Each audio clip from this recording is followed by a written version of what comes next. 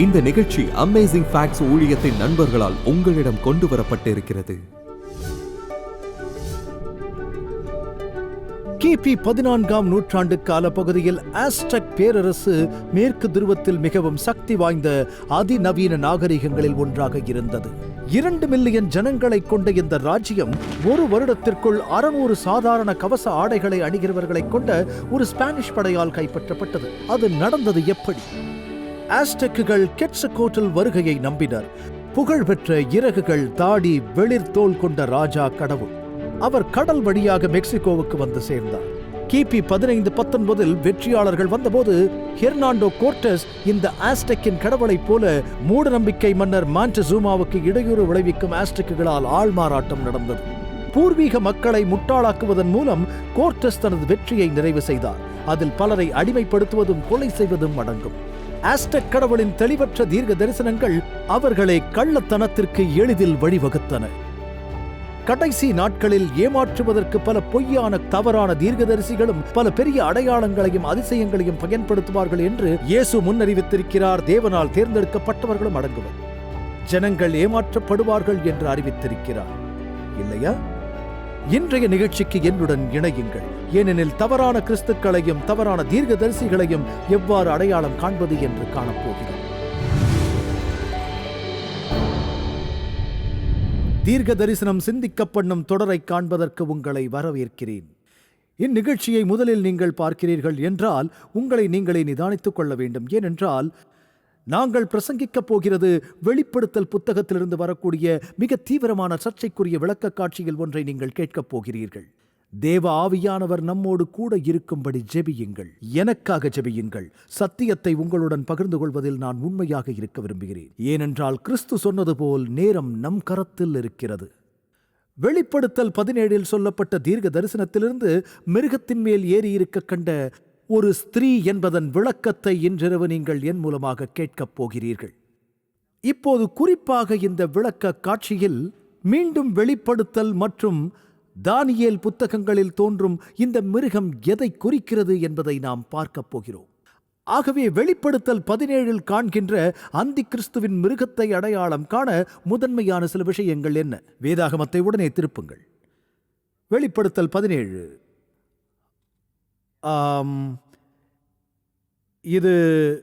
இது கொஞ்சம் ஆழ்ந்த மூச்சை எடுக்க வைக்கும். 7 கலசங்களுடைய வசனம் 1. அந்த 7 தூதரில் ஒருவன் வந்து என்னோடே பேசி அவன் என்ன சொல்கிறான் என்பதை சற்று பார்ப்போம். நீ வா, திரளான தண்ணீர்கள். இந்த தண்ணீர் எதை பிரதிநிதித்துவப்படுத்துகிறது?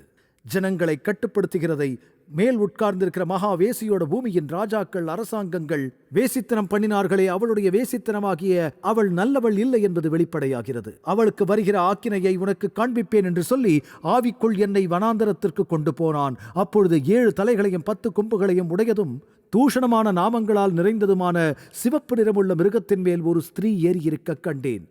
பொன்னினாலும் இரத்தினங்களினாலும் முத்துக்களினாலும் சிங்காரிக்கப்பட்டு மிகவும் அழகாக தன் வேசித்தனமாகிய அருவருப்புகளாலும் அசுத்தத்தாலும் நிறைந்த பொற்பாத்திரத்தை தன் கையிலே பிடித்திருந்தாள். மேலும் ரகசியம், மகா பாபிலோன் வேசிகளுக்கும் பூமியிலுள்ள அருவருப்புகளுக்கும் தாய் என்னும் நாமம் அவள் நெற்றியில் எழுதியிருந்தது. பரிசுத்தவான்களின் இரத்தத்தையும் பலியாக மரித்த இயேசுவின் இரத்தத்தையும் குடித்தவள்.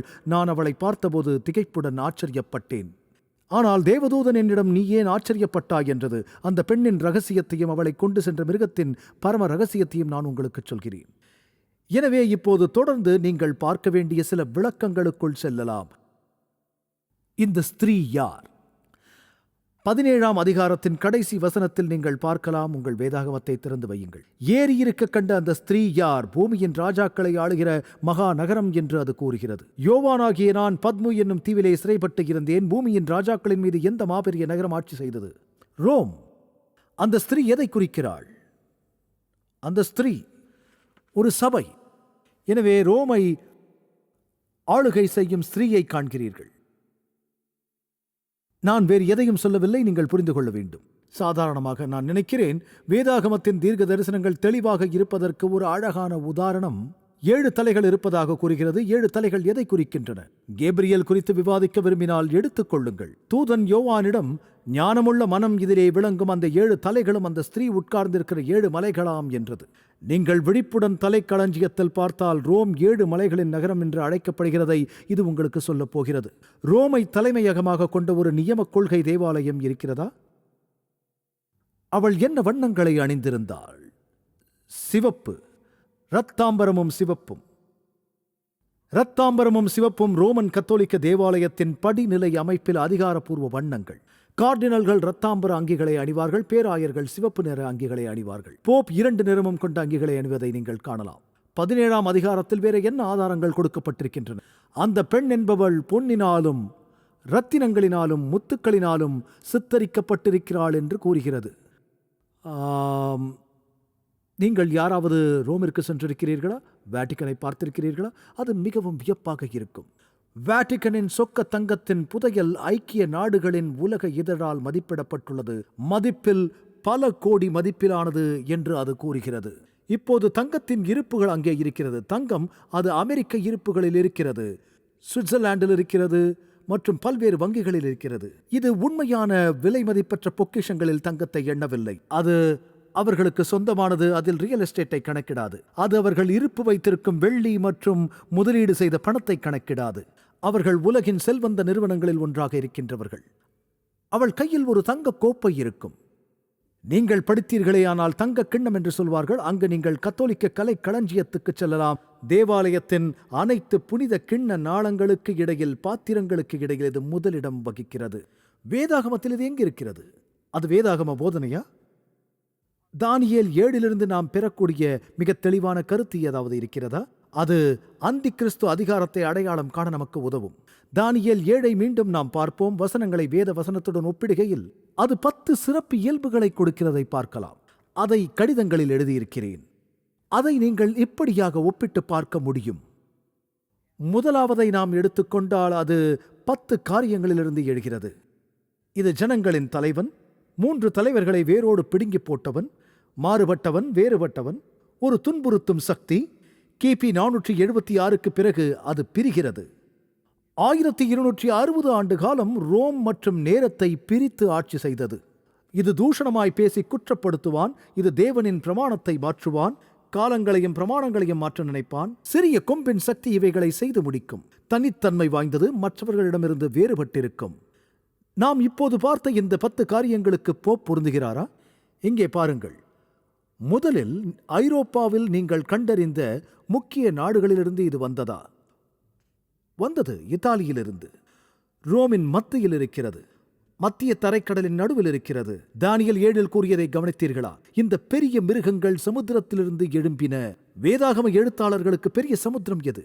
கலிலேய கடல், சவக்கடல், பிறகு மகா சமுத்திரம். அதுதான் மத்திய தரைக்கடல். மற்றும் நிச்சயமாக இத்தாலி என்பது பெருங்கடலின் மத்தியில் இருக்கிற தீபகற்பம். அதனால் தான் அதன் வல்லமை அதிகரிக்கிறது என்று சொல்கிறார்கள். வலு சர்ப்பமானது தன் பலத்தையும் தன் சிங்காசனத்தையும் மிகுந்த அதிகாரத்தையும் அதற்கு கொடுத்தது. ஆகவே வலு சர்ப்பமானது ரோம் பேகன் பின்னர் வளர்ந்த இந்த புதிய நிறுவனத்திற்கு மிக முக்கியமானதொரு நிலையை கொடுத்தது. நீங்கள் அதை குறித்து படிக்க முடியும். அதாவது கான்ஸ்டன்டைன் மாற்றத்தோடு கிறிஸ்துவம் தொடங்குவதற்கு ரோமில் ரிலீஜியோ லிகிட்டா என்று அழைக்கப்பட்டதை நீங்கள் அறிவீர்கள். கிறிஸ்தவர்கள் ரோமிலிருந்து துரத்தப்பட்டனர். அப்போஸ்தலர் புத்தகத்தில் அதை நீங்கள் படிக்கலாம். அது தடை செய்யப்பட்டது, கடுமையாக துன்புறுத்தப்பட்டனர். ஆனால் காலப்போக்கில் கான்ஸ்டன்டைன் சண்டை உலக போர்களுக்கு சென்றார். அவர் ஒரு ரோமானிய பேரரசர். அவர் சொன்னார், கிறிஸ்தவர்கள் யாரையும் காயப்படுத்தவில்லை, அவர்கள் மிகவும் அமைதியானவர்கள். நீங்கள் அவர்களை துரத்த விரும்பியும் அவர்கள் இன்று வளர்ந்திருக்கிறார்கள். அவர் ஒரு தரிசனத்தை உரிமையாக்கிக் கொண்டார். சிலுவையின் அடையாளத்தில் போராடவும் ஜெயிக்கவும் இருக்கிறேன் என்றார். கான்ஸ்டன்டைன் கிறிஸ்தவத்தை சட்டபூர்வமாக்கினார். அவரது தாயார் ஒரு கிறிஸ்தவர். கிட்டத்தட்ட ஒரே இரவில் ஒருவர் கிறிஸ்தவராக மாறுவது நடைமுறையில் இருந்தது. அரசாங்கத்தில் அனைவரும் கிறிஸ்தவராக இருக்க விரும்பினார்கள். அனைத்து பேகன் பாதிரியார்கள், ரோமில் உள்ள பேகன் தெய்வங்கள், அவர்கள் சொன்னார்கள், உங்களுக்கு தெரியும், நம் கடவுள் நமக்கு என்ன செய்ய முடியும்? ஒரு பெரிய அவசரம் இருந்தது. எல்லோரும் கிறிஸ்தவராக மாற விரும்பினார்கள். ஆனால் வெளியில் கொடுக்கும் துன்புறுத்தலால் தேவாலயத்தை அழிக்க பிசாசால் எதுவும் செய்ய முடியவில்லை. சிங்கங்களுக்கு கிறிஸ்தவர்களை உணவாக அளித்தார்கள். தாழ்விடங்களில் அவர்களை துரத்தினார்கள். தேவாலயத்தில் சேருவதன் மூலம் இப்போது பிசாசு நிறைவேற்றிக் கொண்டது. அவர் அதை சட்டப்பூர்வமாக்கினார். எல்லாம் திடீரென்று தேவாலயத்திற்குள் பெரும் சமரசம் உண்டானது. எங்கும் செல்ல வேண்டாம் நண்பர்களே, சற்று நேரத்தில் விளக்க காட்சியை முடிக்க திரும்ப வருவோம். தானியல் மற்றும் வெளிப்படுத்துதல் புத்தகங்கள் தீர்க்க தரிசன அடையாளங்களால் நிரப்பி இருக்கின்றன. அந்த அடையாளங்களில் ஒன்று சமுத்திரத்தில் இருந்து வெளியே வரும் மிருகம். அந்த மிருகம் யார்? அது எதை பிரதிநிதித்துவப்படுத்துகிறது? ஆச்சரியமான உண்மைகள் பாபிலோனுக்கு தலைவணங்குதல் என்ற தலைப்பில் இந்த இலவச ஆய்வு வழிகாட்டியை உங்களுக்கு அனுப்ப விரும்புகிறோம். வசனங்கள் நிறைந்த ஆதாரங்கள் இறுதி நாளில் உங்களை உயர்ந்து நிற்க தயார்படுத்த உதவுகிறது. உங்கள் இலவச நகலை பெற திரையில் காணும் தொலைபேசி எண்ணை அழைத்து சலுகை 340 என கேட்கவும் அல்லது இணைய முகவரியை பார்வையிடவும். இந்த நம்ப முடியாத ஆதாரத்தை படித்த பிறகு உங்கள் நண்பர்களுடன் பகிர்ந்து கொள்ளுங்கள். இன்றைய விளக்க காட்சிக்கு திரும்பி தேவனின் வார்த்தையிலிருந்து இன்னும் சில அற்புதமான உண்மைகளை கற்றுக்கொள்வோம். உருவங்களை உருவாக்கி அவைகளுக்கு ஆராதனை செய்யக்கூடாது என்று ஒரு கட்டளை இருக்கிறது. 10 கட்டளைகளில் ஒன்று. ஆண்டவரை நாம் ஆராதிக்க வேண்டும், இல்லையா? 2வது கட்டளை, ரோம் முழுவதும் அனைத்து கடவுள்களின் சிலையும் இருக்கின்றன. தங்களுக்கு பறவைகள் வைத்துக் கொள்வதை விட அதிகமான சிலைகளை வைத்திருப்பதாக ஒருவர் என்னிடம் சொன்னார். எல்லா இடங்களிலும் இருக்கிறது. மெர்க்குரி, அப்போலோஸ், ஜூஸ், ரோமானிய கடவுள்களுடன் கலந்த அனைத்து கிரேக்க கடவுள்களையும் வைத்திருக்கிறார்கள். பாந்தியன்களையும் பவுலையும் கூட வைத்திருந்தார்கள். அப்போஸ்தலர் புத்தகத்தில் கிரேக்கர்களுக்கு பிரசங்கித்தார் என்று சொல்லப்பட்டிருக்கிறது. அவர்களிடம் டயானா மற்றும் அதீனா சிலைகளும் இருந்தன. அனைவருமே கிறிஸ்தவர்களாக இருந்தவர்கள். வேதம் சொல்கிறது, நாம் தேவனை ஆராதிக்க வேண்டும். அவர்கள் விக்கிரகங்களை வைத்து என்ன செய்ய முடியும்? அவர்கள் புற மதத்தினரை இழக்க விரும்பவில்லை. அவர்களுக்கு படிப்படியாக கற்பிக்க வேண்டும். அவர்களிடம் தொடங்கும் கிறிஸ்தவ பெயர்களை கொடுங்கள் என்று கேட்டுக்கொண்டதினால் பேதுரு, யாக்கோபு, யோவான், இயேசு, மேரி என்று அழைக்கத் தொடங்கினார்கள். திடீரென்று தேவாலயத்தில் அனைத்தும் மாறத் தொடங்கியது. நல்ல மனிதர்கள் ஆகவே சமரசம் செய்யத் தொடங்கினார்கள். மேலும் கிறிஸ்தவ தலைவர்களில் சில சமரசங்களை செய்தால் அதிகமான மக்களை தேவாலயத்திற்குள் சேர்க்கலாம். நாங்கள் இன்னும் ஜனங்களை உள்ளே கொண்டு வர முடியும் என்று சொன்னார்கள். சக்கரவர்த்தியின் இல்லத்தை கான்ஸ்டன்டினோப்பிளுக்கு மாற்றுவது ரோமின் கௌரவத்திற்கு ஒரு சோகமான அடியாக இருந்தது. இப்போது அவர்கள் இந்த 4வது மிருகத்திலிருந்து தங்கள் அதிகாரம், சிம்மாசனம் மற்றும் வல்லமையை பெற்றதாக சொல்கிறார்கள். ரோம் சக்கரவர்த்தி மூலதனத்தை ரோமிலிருந்து கான்ஸ்டன்டினோப்பிளுக்கு மாற்றிய போது ரோம் மகிமையை இழந்து போவது போலிருந்தது. வரலாற்றாசிரியர்கள் சொல்வதை கேளுங்கள். தேவாலயத்தின் வளர்ச்சியும் ரோம் பிஷப்பின் வளர்ந்து வரும் அதிகாரமும். அந்த நேரத்தில் அவளது விரைவான வீழ்ச்சியை ஒருவர் கணித்திருக்கிறார். போப் என்று நன்கு அறியப்பட்டவர். அவளுக்கு வாழ்க்கையில் ஒரு புதிய காலத்தை கொடுக்கச் செய்தது. தலைநகராக, இந்த முறை சமய தலைநகராக இந்த நாகரிக உலகில் அது ஜெருசலேமாக இருந்தது. கிறிஸ்தவ தலைநகரம் ரோமுக்கு மாறியது. இப்போது அரசியல் அதிகாரத்திற்கான உலக சாம்ராஜ்யம் ரோம் இருந்த இடத்தில் இப்போது ஆவிக்குரிய ரீதியில் தலைநகராக மாறியது. இது நிச்சயமாக 1000 ஆண்டுகளில் இன்னும் மாறவில்லை. சீசர்களின் வெற்றிக்கு அடுத்தடுத்து ரோமில் போப் ஆண்டவர்களின் வெற்றி இருந்தது. எனவே இப்போது ஒரு சீசரை தொடர்ந்து அடுத்த சீசரின் வெற்றியை பெறுவதற்கு பதிலாக சீசர்கள் நகரை விட்டு வெளியேறுவதற்கு இருந்தார்கள். அவர்கள் அதிகாரத்தை இழக்கத் தொடங்கினார்கள். ரோமில் உள்ள தேவாலயம் அதிகாரத்தை பெறத் தொடங்கியது. அவர்களுக்கு இராணுவம் வழங்கப்பட்டது. சற்று நேரத்தில் இதற்கு வருவோம். கான்ஸ்டன்டைன் ரோமை விட்டு சென்றபோது தனது சிம்மாசனத்தை போப்பாண்டவருக்கு தந்தார். வேதத்தில் இதை நாம் படிக்கவில்லையா? அவரது வல்லமையும் இருக்கையும் வலு சர்ப்பத்திடமிருந்து பெற்றார் என்று. வரலாற்று ரீதியாக அதுதான் நடந்தது. போப்பாண்டவருக்காக பேசும் ஒரு மனிதனை அதன் தலைவராக வைத்திருக்கிறார்கள். போப்பாண்டவர் நிச்சயமாக ஒரு மனிதனை கூடவே வைத்திருப்பார். அதற்காக பேசும் போப். எனவே இந்த அமைப்பின் தலைவரான ஒரு தனி நபர் அவர். அது அந்த அளவுகோல்களையும் பூர்த்தி செய்கிறது. ஒவ்வொரு பழங்குடியினருக்கும், மொழிக்கும், தேசத்தின் மீதும் அவருக்கு அதிகாரம் வழங்கப்பட்டது. கத்தோலிக் என்ற வார்த்தையின் பொருள் என்ன? உலகளாவிய திருச்சபை. உண்மையில் உங்களில் சிலர் நீங்கள் ஒரு புராட்டஸ்டன்ட்காரராக கூட இருக்கலாம். நீங்கள் ஒருவேளை நான் புனித கத்தோலிக்க தேவாலயத்தின் ஒரு பகுதி என்று சொல்லலாம். ஒரு புராட்டஸ்டன்ட் தேவாலயத்தில் நான் முதலில் அதை படித்தபோது நான் கேட்டேன், இது என்ன என்று. இது ஒரு உலகளாவிய இயக்கம். இது உள்ளூர் மயமாக்கப்படவில்லை. மற்றொரு அறிக்கையில் இப்படியாக கூறுகிறது, போப் போனஃபஸ் மேலும் ஒவ்வொரு மனிதனும் ரோம போப்பாண்டவருக்கு உட்பட்டு ரட்சிப்பு முற்றிலும் அவசியம். நாங்கள் மேலும் இதை பிரகடனப்படுத்தி பறைசாற்றி அறிவிக்கிறோம் என்று சொல்கிறார். இது அவர்களின் போதனை என்று சொல்கிறார்கள். உச்சகட்ட அதிகாரமாக முழுமையான மரியாதையை கொண்டிருக்க வேண்டும். பெரிய விஷயங்களை பேசும் மனிதராக இருக்க வேண்டும் என்று கூறுகிறது. தொடர்ந்து சொல்கிறது, இந்த அதிகாரம் மற்ற 3 ராஜ்யங்களை பிடுங்கி போடும் என்று சொல்கிறது. சிறிய கொம்பு வரும், நினைவில் கொள்ளுங்கள். 3 கொம்புகள் அதனால் இடம்பெயர்ந்திருக்கிறது. அது எப்படி நடந்தது? வரலாற்றை பாருங்கள். போப்பாண்டவரை ஆதரிக்காத 3 ஆரிய ராஜ்யங்கள். அந்த 3 ராஜ்யங்கள் வேண்டல்ஸ், ஹெருலி மற்றும் ஆஸ்ட்ரகோஸ். போப் 538 இராணுவத்துடன் ஆட்சிக்கு வந்தபோது அவர் செய்த முதல் காரியங்களில் ஒன்று, தனது அதிகாரத்தை அங்கீகரிக்காத இறையியலுடன் உடன்படாத இந்த ராஜ்யங்களுக்கு எதிராக போராட அவர் தனது படைகளை அனுப்பினார். அவர்கள் அழிக்கப்பட்டார்கள். அதனால்தான் நீங்கள் ஆஸ்ட்ரகோத், வேண்டல்ஸ் மற்றும் ஹெரூலிகளை பார்க்கவில்லை. ஏனென்றால் அந்த ராஜ்யங்கள் சொன்னபடியே பிடுங்கப்பட்டன. அதுவரை அதற்கு 10 கொம்புகள் இருந்தன. 3 கொம்புகள் பிடுங்கப்பட்டன. அது 493 538 இடையில் நடந்தது. எந்த நேரம்? கடைசி தேதி 493 முதல் 538. நீங்கள் அதை பற்றி ஒரு மனக்குறிப்பை வைக்க விரும்புகின்றேன். இது ஒரு அரசாங்கம் மட்டுமல்ல, அது மதமாகவும் இருக்கும். ரோமன் தேவாலயத்தில் சுமார் 1.2 மில்லியன் உறுப்பினர்கள் இருந்தார்கள். நான் புள்ளி விவரங்களை சரிபார்த்தேன். இன்று உலகில் சுமார் 2.2 பில்லியன் கிறிஸ்தவர்கள் இருக்கிறார்கள். நீங்கள் புராட்டஸ்டன்ட்டுகளையும் சேர்த்துக் கொள்ள வேண்டும். கத்தோலிக்கர்கள் மிகப்பெரிய தனித்த ஒற்றை கூட்டம், ரோமன் கத்தோலிக்கர்கள். இதைத் தொடர்ந்து இந்த அதிகாரம் புனிதர்களுடன் போர் செய்து துன்புறுத்தும் என்று நமக்கு சொல்கிறது. நடந்தது என்னவென்றால், 2000ஆம் ஆண்டில் போப் ஜான் பால் II ஒரு ஆண்டு விழாவை கொண்டாடினார். அந்த ஆண்டு விழாவில் விசாரணையின் போது துன்புறுத்தப்பட்ட தேவாலயத்தின் நடவடிக்கைகளுக்கு தேவாலயம் பகிரங்கமாக பொது மன்னிப்பு கோரியது. பெரும் துன்புறுத்தல்கள் நடந்தன என்பது வரலாற்றின் உண்மை. நீங்கள் ஐரோப்பாவிற்கு செல்லலாம், நான் சென்றிருக்கிறேன். காவற் கிடங்குகளை பார்க்க விருப்பமா என்று கேட்டார்கள். நான் செல்லலாம் என்றேன். அதை சித்திரவதை அறைகள் என்று சொல்வார்கள். தேவாலயங்களின் அடித்தளங்களில் இந்த சித்திரவதை சாதனங்கள் காட்சிக்கு வைக்கப்பட்டுள்ளன. எனவே இது வரலாற்றுக்கு ஒரு தெளிவான உண்மை. அது போரை உள்ளடக்கியது. இப்படி சொல்கிறதை வெளிப்படுத்தல் 13 பார்க்கலாம். அந்த நேரத்தில் அவர்கள் பூமிக்கு அடியில் பதுங்க செல்ல வேண்டியிருக்கும். பிரிட்டிஷ் வரலாற்றாசிரியர் வில்லியம் எட்வர்ட் லெக்கி எழுதியிருக்கிறார், மனித குலத்தின் மத்தியில் இதுவரை இல்லாத வேறு எந்த நிறுவனத்தையும் விட ரோம் தேவாலயம் அதிக அப்பாவிகளின் இரத்தத்தை சிந்தியிருக்கிறது என்று. வரலாற்றை பற்றி திறமையான அறிவை கொண்ட எந்த ஒரு புராட்டஸ்டன்ட்டுகளும் கேள்வி கேட்க மாட்டார்கள். தேவ ஜனங்கள் ஒரு குறிப்பிட்ட காலத்திற்கு அதன் கையில் கொடுக்கப்படுவார்கள் என்று நமக்கு சொல்கிறது. குறிப்பிட்ட காலம் எது? ஒரு காலமும் காலங்களும் அரை காலமும் செல்லும் மட்டும் அவன் கையில் ஒப்புக் கொடுக்கப்படுவார்கள் என்று கூறுகிறது. 3.5 ஆண்டுகள் அதிகாரம் கொடுக்கப்பட்டது. வெளிப்படுத்துதல் 13:5 பாருங்கள். 42 மாதம் யுத்தம் பண்ணாதற்கு அதிகாரம் கொடுக்கப்பட்டது. இதுதான் குறிப்பிட்ட காலம். தொடக்க தேதியை சொன்னேன், 538.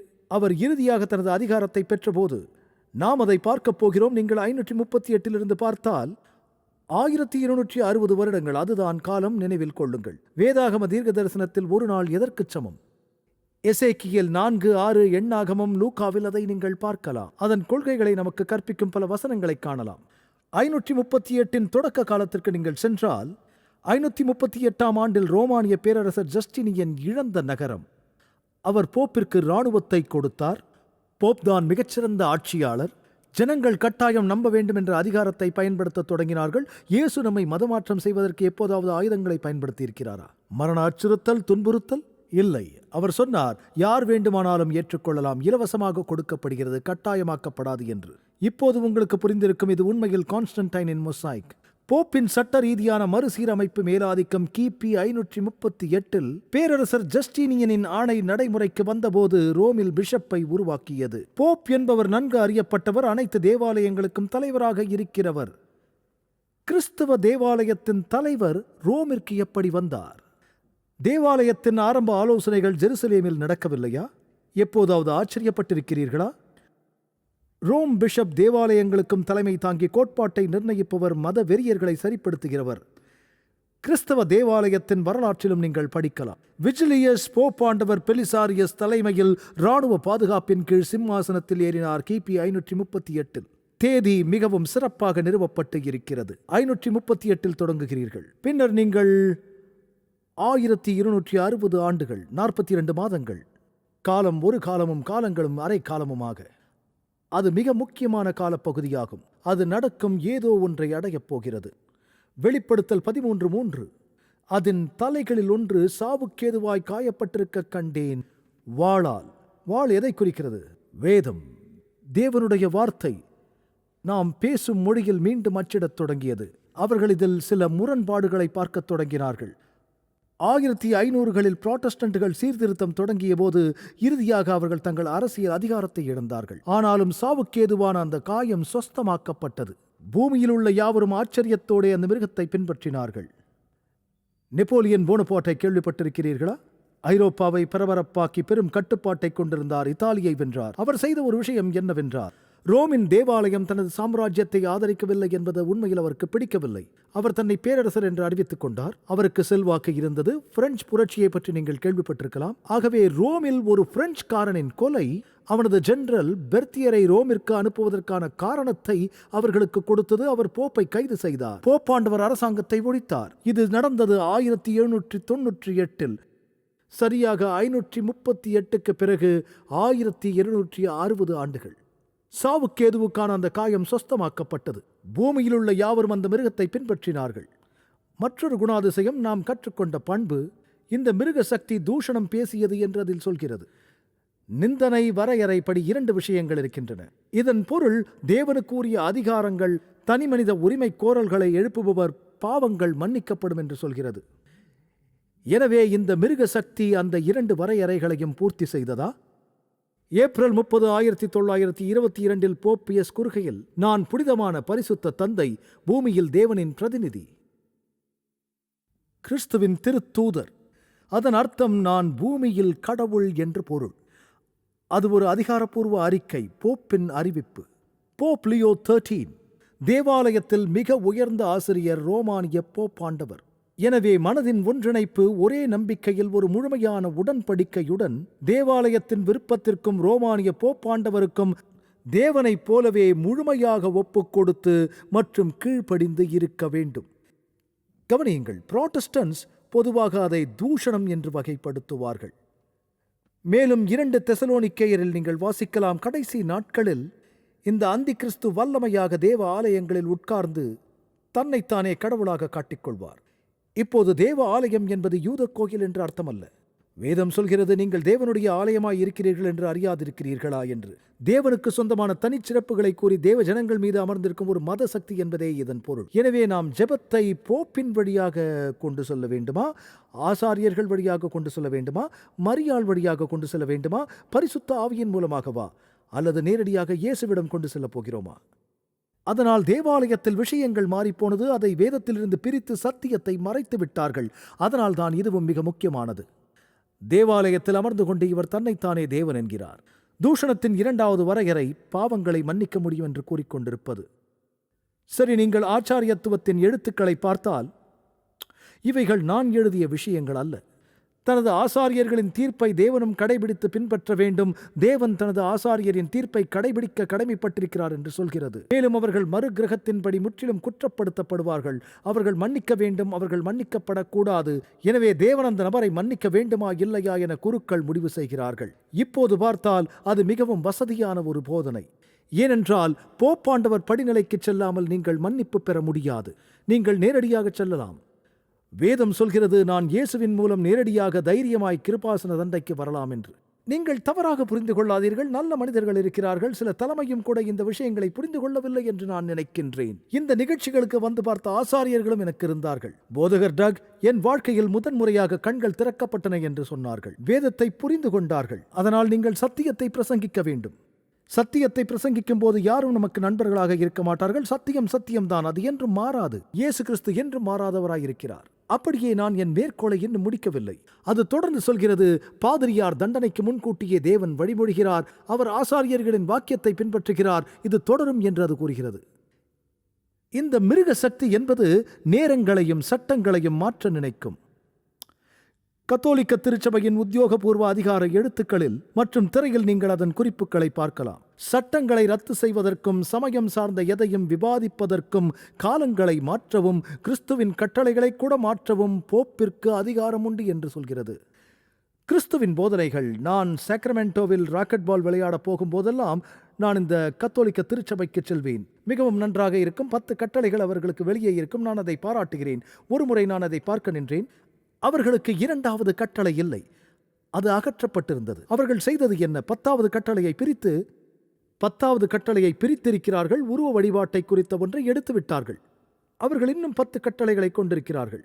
அவர்கள் என்னையன்றி உனக்கு வேறே தேவர்கள் உண்டாயிருக்க வேண்டாம் என்று பொய் சொல்கிறார்கள். ஆகவே இந்த முழு விஷயத்தையும் அவர்கள் தவிர்த்துவிட்டு விக்கிரகங்களை செய்து ஆராதனை செய்கிறார்கள். வேதம் என்ன சொல்கிறது? உலகில் என்ன நடக்கப் போகிறது என்பதை தேவன் உரைத்திருக்கிறார் இல்லையா?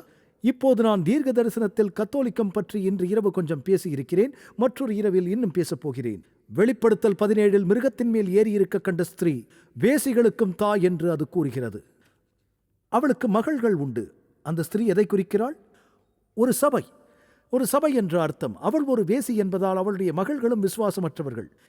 இங்கே மற்ற பிரிவுகளில் நிறைய கிறிஸ்தவர்கள் இருப்பதை நாங்கள் பார்க்கிறோம். தாய் சபையிலிருந்து வந்த மகள்கள், அவர்களும் விசுவாசமற்றவர்கள். அதனால் நான் பேசப்போகிறேன். தீர்க்க தரிசனம் நம்ப முடியாத காரியங்களை நிறைய பேசுகிறது. தீர்க்க தரிசனம் அதை எடுத்துச் சொல்கிறது. அவர் திரும்ப வருவதற்கு முன் தனது ஜனங்கள் எல்லோரும் தனது வசனத்துக்கு கீழ்ப்படிந்து இருக்க இயேசு விரும்புகிறார். அதனால் தான் இந்த செய்திகளை நாங்கள் அறிவிக்கிறோம். தீர்க்க தரிசனத்தின் முக்கிய கருத்து மீட்பு. இது ஒரு நிறுவனத்தை விட இன்னொரு நிறுவனத்தை கட்டி எழுப்புவதற்கோ அல்லது அதை கீழே தாழ்த்துவதற்கோ அல்ல. இதில் சொல்வதெல்லாம் இயேசுவின் போதனைகள் என்ன, நம்முடைய பாவங்களிலிருந்து நம்மை ரட்சிக்கிற உண்மையான சத்தியம் எது என்பதுதான். கிறிஸ்து நமக்கு தீர்க்க தரிசனங்களை கொடுத்திருக்கிறார், நம்மை மோசம் போக்குவதற்கல்ல, நம்மை மீட்டு ரட்சிப்பதற்காகவே. தவறான போதனைகளில் வழிநடத்தப்படுகிற அன்பானவர்கள் நிறைய பேர் இருக்கிறார்கள். ஒரு நபர் கற்றுக்கொள்ளும் ஒவ்வொரு சத்தியத்துடனும் சத்தியம் உங்களை விடுதலையாக்கும் என்று இயேசு சொல்லி இருக்கிறார். அது விடுவிக்கும், ரட்சிக்கும். இது வெளிச்சத்தை காணவும் தேவனின் தன்மையை நன்கு புரிந்து கொள்ளவும் ஜனங்களுக்கு உதவுகிறது. ஆமென் என்று சொல்வீர்களா?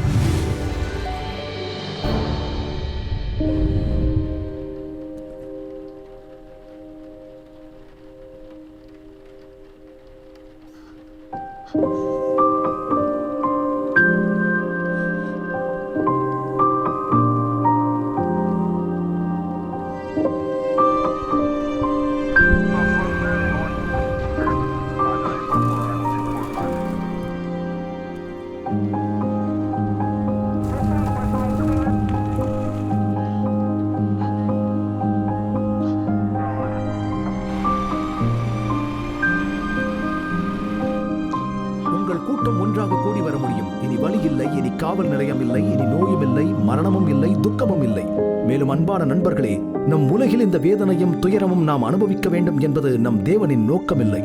அவர் தனது சித்தமான யாவையும் நமக்கென வைத்துப் போயிருக்கிறார். சாந்த குணமுள்ளவர்கள் பாக்கியவான்கள். நான் பசியாய் இருந்தேன், நீங்கள் எனக்கு போஜனம் கொடுத்தீர்கள். மிகவும் சிறியவர்களாகிய இவர்களில் ஒருவனுக்கு என் சகோதரா, எதை செய்யாதிருந்தீர்களோ அதை எனக்கே செய்யாதிருந்தீர்கள்.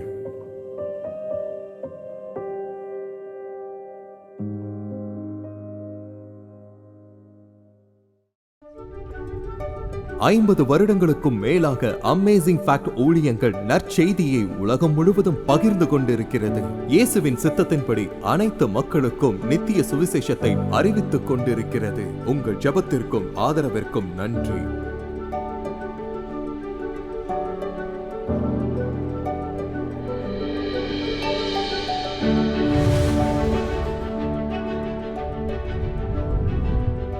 இன்றைய இலவச சலுகையை விண்ணப்பிக்க மறந்து விடாதீர்கள். அது நிச்சயம் ஆசீர்வாதமாய் இருக்கும். உங்களது தொடர்ச்சியான ஆதரவுக்கு நன்றி. நாங்கள் இயேசு கிறிஸ்துவின் சுவிசேஷத்தை உலகெங்கிலும் கொண்டு செல்கிறதினால் நீங்கள் அடுத்த வாரம் இணைந்திருக்க உதவி செய்து கர்த்தருடைய வேத வார்த்தையில் மூழ்கி அற்புத உண்மைகளை ஆராயச் செய்வோம்.